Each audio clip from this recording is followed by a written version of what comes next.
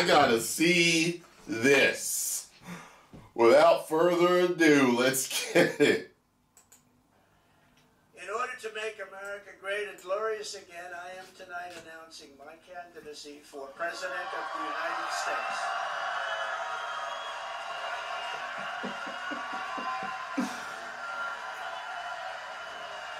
Oh, man. Oh, man. So many incredible friends and family here tonight. It's such a beautiful thing. So people say, how do you speak before so many people all the time?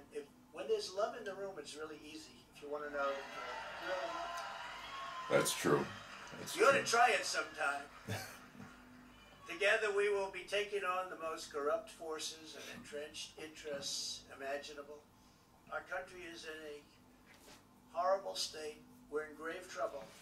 This is not a task for a politician or a conventional candidate. This is a task for a great movement that embodies the courage, confidence, and the spirit of the American people. This is a movement. This is not for any one individual. This is a job for tens of millions of proud people working together from all across the land and from all walks of life, young and old, black and white, Hispanic and Asian, many of whom we have brought together for the very, very first time. If you look at the numbers, if you look at what's happened with Hispanic, with African American, with Asian, and just look at what's happening, this is a party that has become much bigger, much stronger, much more powerful, can do much more good for our country. Hi, everyone. Well, well, well. So, do you know how happy I am? I am so happy.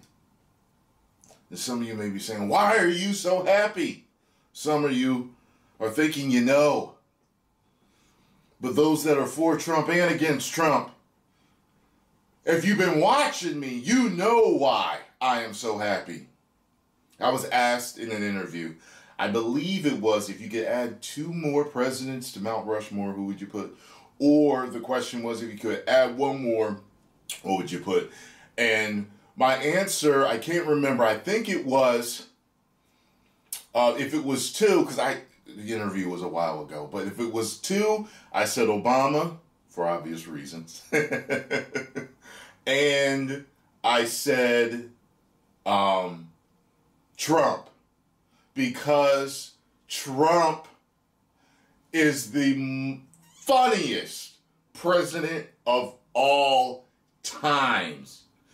You guys go back and you look at my reactions to his debates and speeches and stuff that he said and did, the funniest Trump moments. The dude is pure comedy. And he doesn't even mean to be funny. He's made certain jokes, yeah, and says, but most of the time, this dude is stone cold serious and he is pure comedy. He's like Charlie Murphy.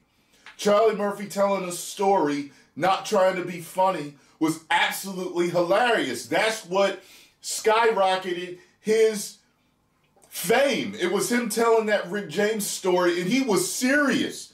Cold as ice telling that story, but the way he told it was pure comedy. And Donald Trump is pure comedy. I know, and I hope he wins. I know that if he runs, I'm going to have so much fun laughing at the hilarity and the stuff that he's going to do and say. And if he wins, it's 4 more years of comedy. One thing I love more than anything is laughing. I like laughing, eating, working out. There's other things that I like too. But this is, I'm keep it kosher. But yeah, so I've always been in the middle. You guys know that. You guys have been watching me and know that. I've always been in the middle. I don't pander to any of my fans. I know I have fans from all walks of life. I don't pander to anybody. I've always been in the middle. I am not a political person. First and foremost, because I do not trust any politician. Remember when Ice Cube was talking about that?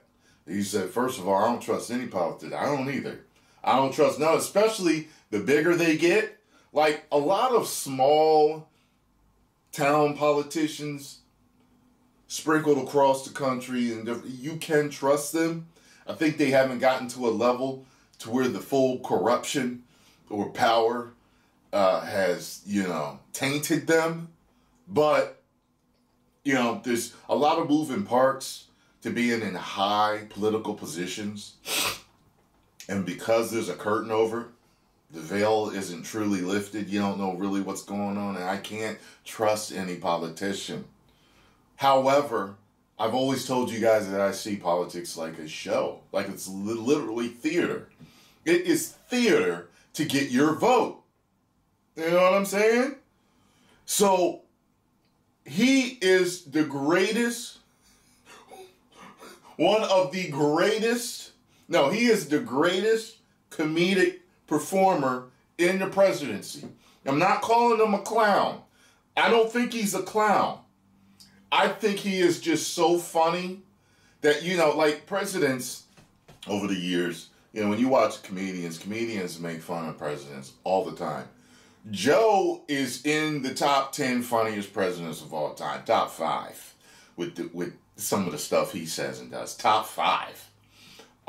Reagan, comics, talked about a lot. People did impressions of him. It was just certain ways that he, just the way he was really funny. Bill Clinton was hilarious. I wouldn't call Obama funny, but people like to do a lot of impressions of him, but it almost is theater. Even Obama was trained by Harry Lennox, right? For speaking purposes or something like that. And then when I found out, I was like, oh my God, that's who he always reminded me of. Something about how he speaks reminds you of Harry Lennox. That's because Harry Lennox trained him. So, I cannot wait for everything to get going. And again, I'm not voting. I stay out of it. I stay right in the middle.